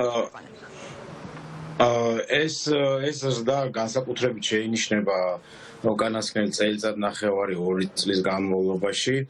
მე ვფიქრობ, რომ ეს ზრდა გამოწვეულია იმ პოლიტიკით, რომელსაც დღევანდელი ხელისუფლება ახორციელებს. ჩემი დაკვირვებით და ასე ვთქვათ, შეფასებით ეს ხელისუფლება ცდილობს, რომ ქვეყანა დატოვოს ისეთმა ადამიანებმა, ისეთმა შრომითმა რესურსმა, რომელიც არის მიზანმიმართული, მიზანსწრაფული, განათლებული. მე არავის შეურაცხყოფას არ ვაყენებ, ხა ვინც იქ არის საქართველოში, რა თქმა უნდა, ბევრი განათლებული და პროფესიონალი ადამიანია, მაგრამ მე ვსაუბრობ იმაზე, რომ ხელისუფლების პოლიტიკა ზოგადად ესეთი, რომ ესეთი ადამიანები წავიდნენ ქვეყნიდან, რათა მათ მიეცეთ მერე შესაძლებლობა საქართველოში დარჩნენ შედარებით ასაკოვანი ადამიანები, შედარებით ისეთი ადამიანები, რომელთა მართვა, რომელთა манипуლირება ადვილად შესაძლებელია საარჩევნოებს და სულ უფრო და უფრო ყოველი არის საარჩევნო პერიოდის დადგომისას გაიმყარონ და გაიმყარონ პოზიციები. შეუძლებელი ამის ყურება აქედან ასეთი თვალით უпроსორად მე იმის თქვა მინდა რომ ხშირად მესმის ახლა რამოდენიმეჯერ მოვკარი ხური ინტერნეტ სივრცეში რომ თურმე საქართველოში გვაქვს არნახული ეკონომიკური ზრდა და მათ შორის ამას ამტკიცებს საქართველოს პრემიერ-მინისტრი მმართველი პარტია აქტიურად. ნუ მესმის მათი გასაჭირი, უბრალოდ ამისათვის საჭიროა ძალიან მარტივი და ელემენტარული ციფრებს გადავხედოთ, როდესაც შევხედავთ ჩვენ საგარეო ვალს 2012 წელს საგარეო ვალი იყო დაახლოებით 12 მილიარდი და დღეს მონაცემებით რა ინფორმაციაც მაქვს ეს საგარეო ვალის არის ეს 45 მილიარდი. და შემთხვევით ხო არ არის ისე რომ საგარეო ვალით აღებული თანხები იღებენ მონაწილეობას ამ ეკონომიკურ ზრდაში ეს შემთხვევით ესე ხო არ ხდება ეს ძალიან თქვენ საუბრობდით იმაზე, რომ ეს ემიგრაციას, როდესაც თქვენ ამ ყველაფერს საქართველოში უყურებთ, რაც ხდება, ეს ყველაფერი არის ძალიან საახიფათო, ხომ? ჩვენთვისაც ძალიან რთული არის, როდესაც ვხედავთ, რომ ამდენი ადამიანი ტოვებს ქვეყანას, თავის ოჯახებს ტოვებენ, თავის ნათესავებს, ახლობლებს, ხომ? რამდენად საახიფათო არის აი ასეთი ემიგრაციული ნაკადი, რომ ასე არის გაზრდილი ქვეყნიდან. ეს ქვეყანას რამდენად დიდ საფრთხეს უქმნის და აი რატომ ხდება ეს ყველაფერი, ხომ? ჩამოასახელეთ რამდენიმე მიზეზი თქვენ, ეს არის ეს ძიმე ეკონომიკური სოციალური ყოფა, გაჭირვება, ის რომ თავიანთ პერსპექტივას ადამიანები ვეღარ ხედავენ, განსაკუთრებით ტრაგედია არის რომ ახალგაზრდები ტოვებენ. აი როდესაც ხვდებით ახალგაზრდებს თქვენ საქართველოდან ჩამოსულებს, აი რას ამბობენ ისინი, რას გიყვებიან და ეს რამდენად ტრაგიკული არის ეს ვითარება, იმიტომ რომ მანდაც ხომ მარტივი არ არის ასე გზა, რომელსაც თქვენ გადიხართ.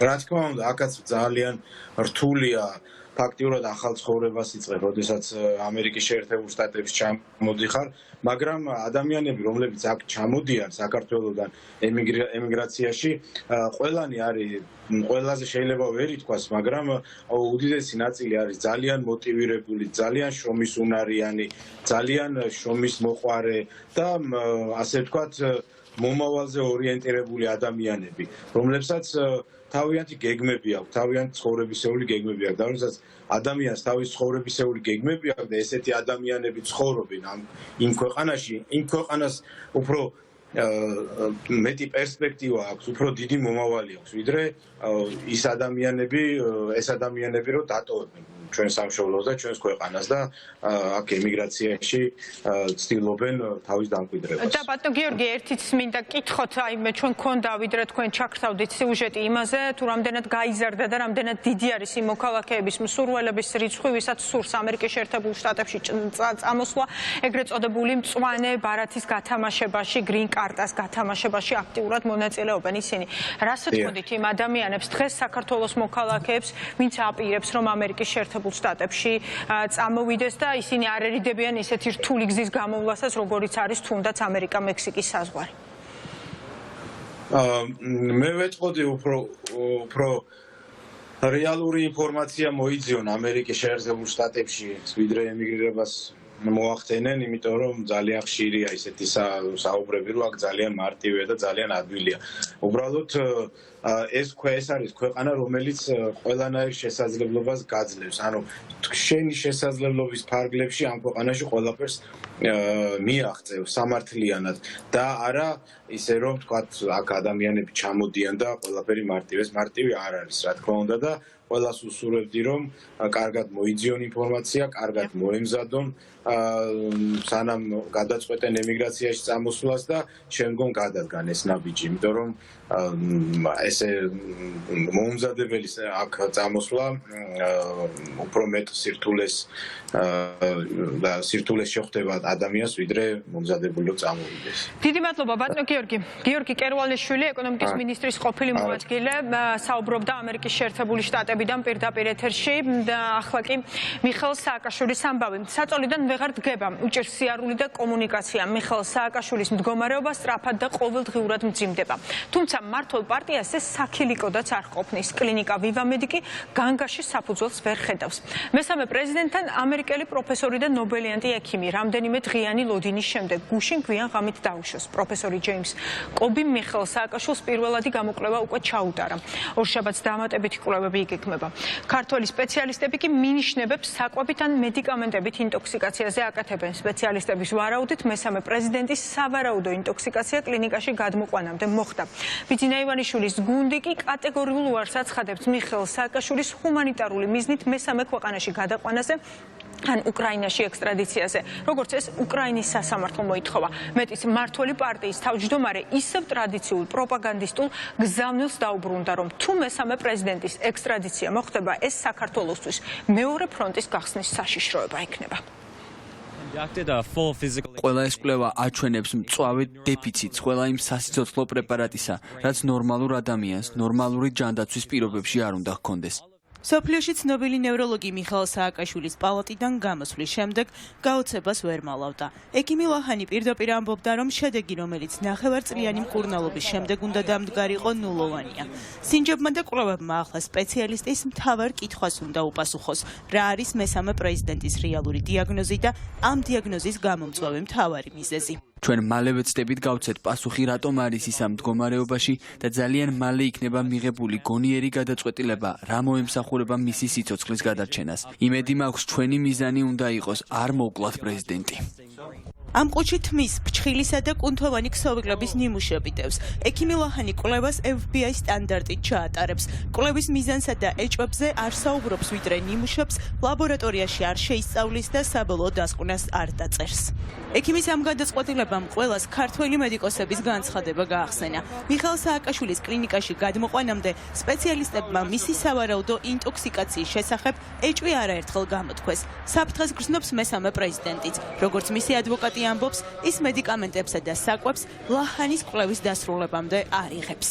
ყველაფერი საჭმელიც და ესეც დაკავშირებული ბუნებრივია რაღაც ხიფათთან, ხო და ამბობს რომ გაირკვეს რა დიაგნოზი მაქვს და ამის მერე იქნებ შეიძლება კურნალობის პროტოკოლი შეიცვალოს და რაღაცაზე ჩამოყალიბდნენ. თვეების წინ ნაწლაური ინტოქსიკაციის შესახებ განცხადება ცენტრ ემპათიას ნევროლოგმა ოთარ თოიძემაც გააკეთა. ის მიხეილ სააკაშვილის ჯანმრთელობის მდგომარეობის უკიდურესად დამძიმებას პროგნოზირებდა. დღეს უკვე შედეგი ასეთია. მესამე პრეზიდენტი დამოუკიდებლად ვეღარ გადაადგილდება. Გადგა კრიტიკული მომენტი, როდესაც იგი მკეთრად დამძიმდა.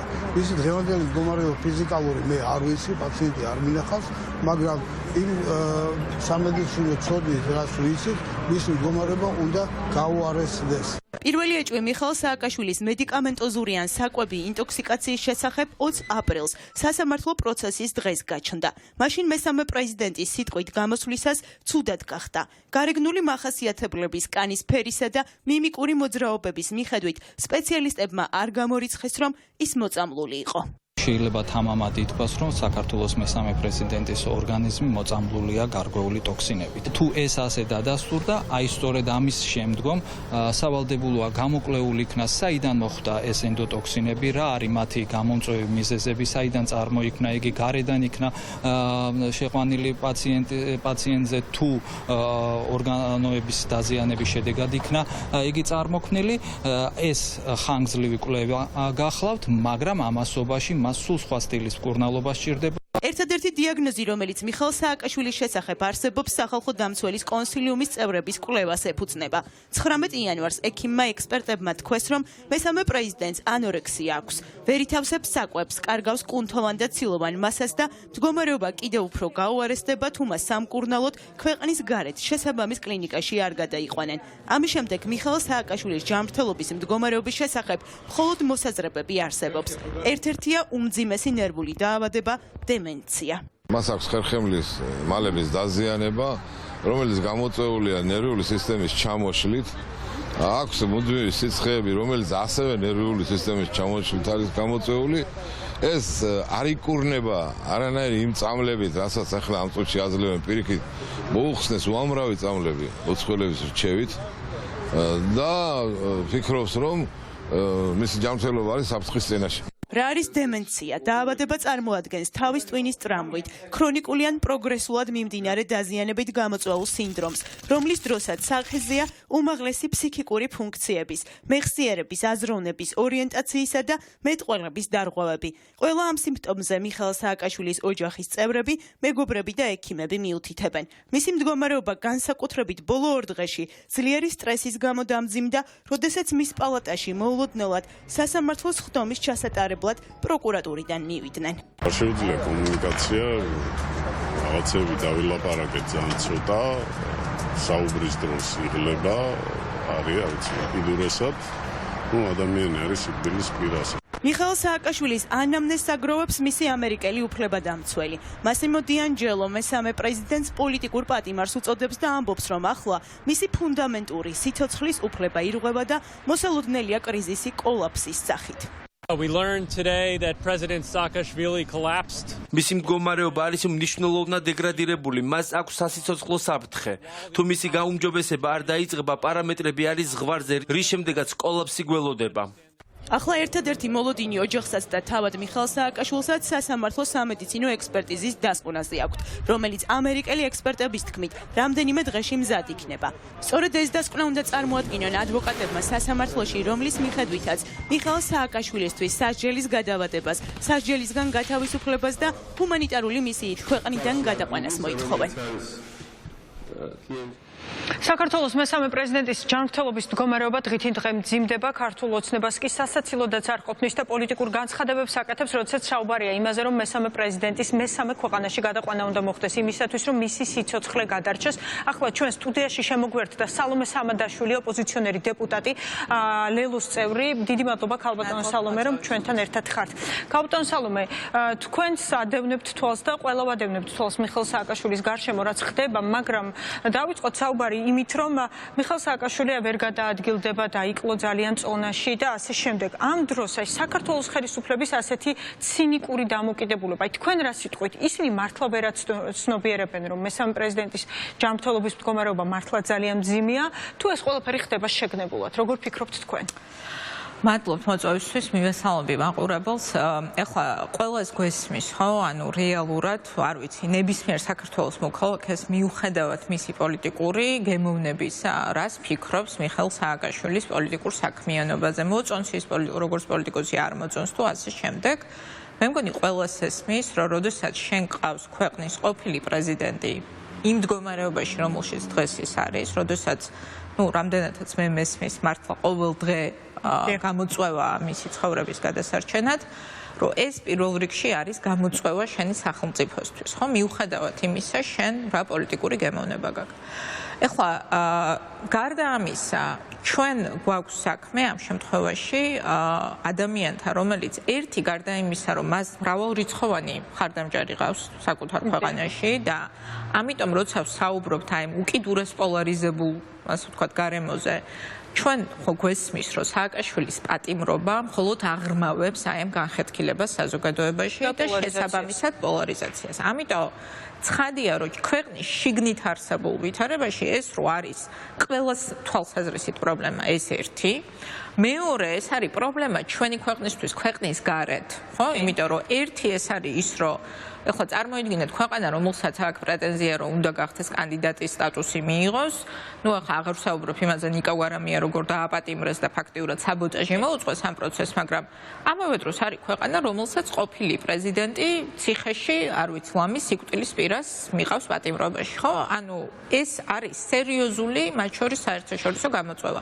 და მესამე ძალიან მნიშვნელოვანი მომენტი ჩემი აზრით, ესეც საერთაშორისო, ასე ვთქვათ, ჭრილით რო შევხედოთ. მიხაილ სააკაშვილის მმართველობის პერიოდში ნამდვილად იყო შეცდომები, ამაზე მე ბევრი მისაუბრია, მათ შორის ნაციონალური მოძრაობის წევრი, როდესაც ვიყავი, დღესაც ვიტყვი და ხვალაც ვიტყვი, მაგრამ ერთი სადაც მიხაილ სააკაშვილი და ის ხელისუფლება იყო მართალი და აღმოჩნდა ბევრად უფრო შორჭრეტელი პრობლემების გაცნობიერების თვალსაზრისით, ეს იყო რუსეთი და ეს იყო რუსეთიდან მომდინარე საფრთხე. ხო, იმიტომ რომ მათ შორის მე მახსოვს კარგად, რომ მიხაილ სააკაშვილი იყო ადამიანი, რომელიც აფრთხილებდა ევროკავშირს და ამერიკის შეერთებულ შტატებს, რომ უკრაინა იქნებოდა შემდეგი. ანუ მან ფაქტიურად, როგორ გითხრათ, ძალიან უთანასწორო, ასე ვთქვათ, აი ეს ომი, რაც რუსეთმა ჩვენს წინააღმდეგ გამართა, შეეცადა აეხსნა მსოფლიოსთვის, ჩვენ შევეცადეთ, ცხადია, ყველა ვინც მაშინ დიპლომატიურ სამსახურში ვიყავით, როგორ შემოუტრიალდებოდა ეს ძალიან ცუდად დასავლეთს და ესეც მოხდა. ანუ მათ შორის ის, რომ დღეს მიხაილ სააკაშვილს არ ეძლევა შესაძლებლობა, რომ აი ამ დაპირისპირებაში, ხო, თავისუფალ სამყაროს და პუტინის რეჟიმს შორის, რომ კონდეს მათ შორის პლატფორმა, რომ საკუთარი სიტყვა თქვას, ახლა პირდაპირ თქვა, მე მიმაჩნია, რომ ამით ზიანდება საქართველოს ინტერესებიც, იმიტომ რომ ჩვენც აქ ვიბრძვით სწორედ თავისუფლების მხარეს უნდა ვიბრძოდეთ, უკრაინის ინტერესებიც და დემოკრატიის ინტერესებიც. ამიტომ ახლა, როდესაც ამას გამიზნულად ხელს უშლის ხელისუფლება, სხვა დასკვნა გარდა იმისა, რომ ამ ხელისუფლებას ამ შემთხვევაში სააკაშვილი მათ შორის იმიტომ ყავს დატყვევებული და იმიტომ ექცევა ესე ცინიკურად, როგორც ექცევა, რომ ეს უხარია ვლადიმერ პუტინს. ახლა სხვა დასკვნა ლოგიკურად აქედან არ გამოდის, იმიტომ რომ იურიდიულად მათ შორის ლელომ არაერთხელ გააჟღერა სხვადასხვა გზები მისი დაპატიმრების დღიდან როგორ შეიძლება რომ ეს პრობლემა მოგვარდეს და გადაიჭრას. ქალბატონ სალომე, აი ამ ყველაფრის ფონზე არგუმენტები, პოზიცია, რაც თქვენ ჩამოაყალიბეთ, ქართული ოცნება, რომელიც უარსეუბნება მათ შორის მაგალითად ევროპარლამენტარებს, რომ შევიდნენ მიხაილ სააკაშვილთან და მოინახულონ ისინი და ასე შემდეგ. როგორ ფიქრობთ, რა დასკვნაც არ უნდა დაწეროს დღეს აი იმ ექსპერტმა ჯგუფმა, რომლებიც ჩამოსულები არიან, ქართული ოცნება რამდენად დათანხმდება იმას, რომ მესამე ქვეყანაში გადაიყვანოს საქართველოს პრეზიდენტი და იქნება თუ არა ისევ უარი მერგანს მე შეგახსენებთ იმას, რომ დღეს კახი კალაძესგან იყო ძალიან ისეთი ღია გზავნილი გენერალური მდივანი ქართული ოცნების, რომ უცხოელი ექიმები იტყუებიან. აი რა შეიძლება პირველ რიგში მინდა ვთქვა, რომ ალბათ საქართველოს ყველა მოქალაქეს ძალიან დიდი უხერხულობის შეგრძნება ჰქონდა კიდევ აი ამ დამოკიდებულებასთან, რომ დაუშვან თუ არ დაუშვან ექსპერტები, ხო? იმიტომ რომ ჯერ ეს ერთი პირველი, რაც ყველაზე უფრო საჭიროა მის ასე ვთქვათ საკითხის გადაწყვეტასთან ერთად ეს არის გამჭვირვალეობა, ხო? რომ ვიცოდეთ ჩვენ ზუსტად რა არის გამოწვევები და რა რეაგირება უნდა იყოს ამასთან დაკავშირებით. ახლა ყველას ვისაც ესმის ეს ამბავი, ყველას ესმის, რომ არც ერთი საკუთარი რეპუტაციის, ასე ვთქვათ, გაფრთხილებელი საერთაშორისო ექსპერტი არ მოიტყუება არავის გამო. ხო, ეს ხო 2-2 რო 4-ია, ამდენად არის გასაგები. ამიტომ, როდესაც ამ ხალხმა თავისი რეპუტაცია სწორედ, ასე ვთქვათ, დადო ამ საქმეში და ჩამოვიდა და თქვა, რომ მზად არის, რომ მიიღოს მონაწილეობა შესაბამის პროცესში, გაუხსენი კარი და პირიქით არ ვიცი, წითელი შესაძლებლობა მიიღო და გამჭვირვალეობა უნდა იყოს მაქსიმალური და საზოგადოებისთვისაც ეს მნიშვნელოვანია, საერთაშორისო ასპარეზზეც მნიშვნელოვანია, იმიტომ რომ ხაზგასმით ვიტყვი, რომ ნახეთ, ყველა განცხადება, საერთაშორისო განცხადება, რომელიც კეთდება ამ საქმესთან დაკავშირებით, ხაზს უსვავს იმას, რომ პასუხისმგებლობა ეკისრება ქართულ ოცნებას, მიხეილ სააკაშვილის ჯანმრთელობის, ანუ მთავრობას, ხელისუფლებას, მისი ჯანმრთელობის დაცვის და უზრუნველყოფის. ერთი დეტალიც იყო ამ კვირაში ქალბატონ სალომე, როდესაც უკრაინის სასამართლომ მიიღო გადაწყვეტილება ექსტრადიციასთან დაკავშირებით და ამაზეც ირაკლი კობახიძის განცხადება იყო, რომ ეს მეორე ფრონტის გახსნის შესაძლებლობა იქნებაო საქართველოსთვის, ამიტომაც ჩვენ ნამდვილად აი ამ გადაცემასო არ ვაპირებთო, მაგრამ როგორ ფიქრობთ, აი საქართველოს ხელისუფლებას თუნდაც იმიტომ რომ ომში მყოფი ქვეყანაა უკრაინა, რომ როდესაც ითხოვს თავისი მოქალაქის გადაცემას, რომ აი ეს პოლიტიკური გადაწყვეტილება მაინც მიიღო, რამდენად დაუცილებელი. სინამდვილეში ახლა ჩვენ ხო გვესმის ქართული ოცნება რას აკეთებს, ანუ დღეს ნამდვილად ჩემიც თქვენიც და საქართველოს მოქალაქეების დიდი უმრავლესობის მოდი ესე ვთქვათ პრობლემა თუ არა საზრუნავი და საფიქრალი არის ის, რომ ჩვენ გვჭირდება დიახ მშვიდობის შენარჩუნება ქვეყანაში, ხო? გასაგებია, როდესაც შენ სამეზობლოში არის ომი და როდესაც იმ ქვეყანას, რომელიც დღეს უკრაინას ეომება, შენ ტერიტორიის 20% უკვე ოკუპირებული აქვს და რამდენიმე წლის წინ შენს წინააღმდეგ აწარმოა ომი. რა თქმა უნდა, დღეს მშვიდობის შენარჩუნება ჩვენს ტერიტორიაზე არის ყველა ჩვენი საზრუნავი. მაგრამ ქართული ოცნება ხო პირიქით ატრიალებს ყველაფერს, ანუ რეალურად ქართული ოცნების პოლიტიკაა ის, რაც საფრთხეს უქმნის, ხო? მათ შორის სიმშვიდეს, სიწყნარეს და რაღაცნაირად ასე ვთქვათ, დაალაგებულ განვითარებას ჩვენს ქვეყანაში, მათ შორის იმით, რომ ყველა ნაბიჯს, რომელსაც ქართული ოცნება დგავს, ეს არის ნაბიჯი გადადგმული პოლარიზაციის და განხეთქილების გაღრმავებისკენ ქვეყანაში, ხო? იმიტომ რომ რა იყო მიშელის შეთანხმებიდან გასვლა ქართული ოცნების, თუ არა ცდილობა, რომ დიახ, სწორედ განხეთქილება კიდევ უფრო გაღრმავებულიყო. რა არის მიხეილ სააკაშვილის საკითხთან დამოკიდებულება? ეს არის სწორედ ის, რომ განხეთქილება მაშინ, როდესაც მშვიდობის სწორედ შენარჩუნებას ჩვენს ქვეყანაში მათ შორის ჭირდება კონსოლიდაცია საზოგადოებრივი და როდესაც ამ კონსოლიდაციას საზოგადოებრივს უშლის ხო რაღაცა ფაქტორი, ისეთი მნიშვნელოვანი ფაქტორი, როგორიც არის პოლიტპატიმრების არსებობა, ხო, პოლიტიკური ნიშნი დაპატიმრებული ნიკა გვარამია, რომელიც სერიოზული პრობლემა არის, ხო, პოლარიზაციის თვალსაზრისით ქვეყანაში, მიხეილ სააკაშვილი, რომელიც სერიოზული პრობლემა არის. როდესაც შენ გჭირდება სწორედ, როდესაც მშვიდობის შენარჩუნებაზეა საუბარი, თუ ჩვენ გვინდა მშვიდობა, ჩვენ უნდა გავაღწიოთ მშვიდობით დაცულ სივრცეში და ეს სივრცე არის სწორედ ევროკავშირი. და შენ როდესაც პირდაპირ დგავნაბიჯებს, რომელიც ამ სივრცეში შენი ქვეყნის მოხვედრას ეწინააღმდეგება, როგორ ბედავს საერთოდ რომ ისაუბრო იმაზე, რომ არ ვიცი, მაგალითად სააკაშვილის უკრაინისთვის გადაცემა თურმე აქ რაღაცა, ასე ვთქვათ, საფრთხეებს გაზრდის.